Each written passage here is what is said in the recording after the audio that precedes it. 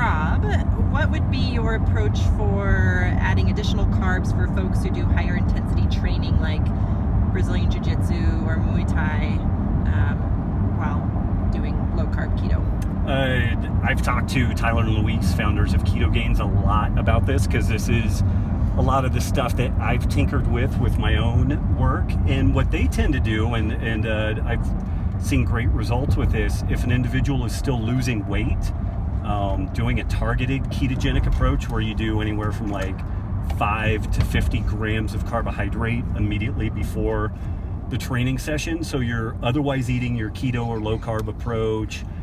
You account for those carbs as part of your total caloric allotment and whatnot, but you're just basically throwing some pretty easily digested carbs into the mix immediately before training. And funny enough, I use the glucose tablets, like the diabetic glucose tablets. I'll do 2 to 4 of those right before a pretty good jiu-jitsu session, and it definitely helps. But I think as people get leaner and as they just get kind of metabolically healthier, it's pretty interesting. Like, you can eat upwards of 75, 100, 120 grams of carbs a day and still be pretty consistently in ketosis. And what I find is folks just get kind of cooked if they stay too low carb. If they're really staying in that 30 to 20 grams a day realm, and they're doing some glycolytic activity, it just kind of cooks them. I think that's where we can see some pretty significant problems. And a great way to play with that is just taking 1 week and then adding about 25 grams of carbs per day. And it could be every day or just on training days?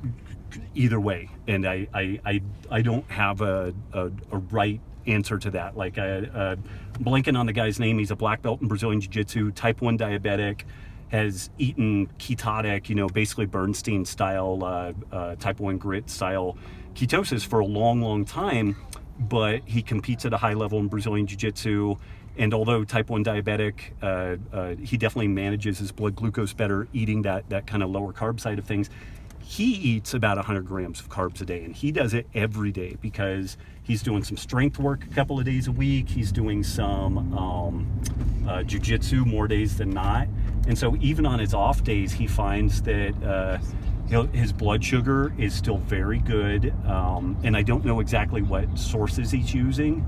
There will be some variability with that. Like if you guys read Wired to Eat or you followed any of the personalized nutrition stuff, people definitely respond differently to carb source. That can definitely modify how your blood sugar responds. But you could start off by adding 25, 30 grams of carbs a day, run that for a week, see how you look, feel, and perform, and maybe step it up like that. But it's funny, from Mike Eads' Protein Power Life Plan, Atkins, all these folks have typically recommended some sort of a low carb intervention, and then you kind of titrate things up. Even the Zone, like CrossFit's super geeked out on the Zone. Greg Glassman's a big fan of the Zone.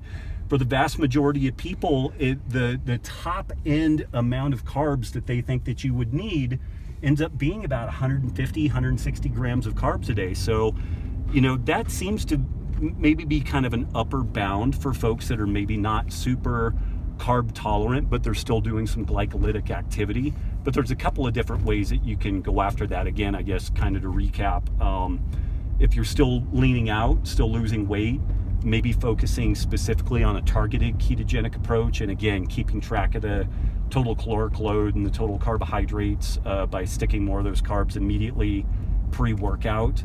And then the other option is to just slowly titrate carbs up. Again, you have to adjust total caloric load based off your goals.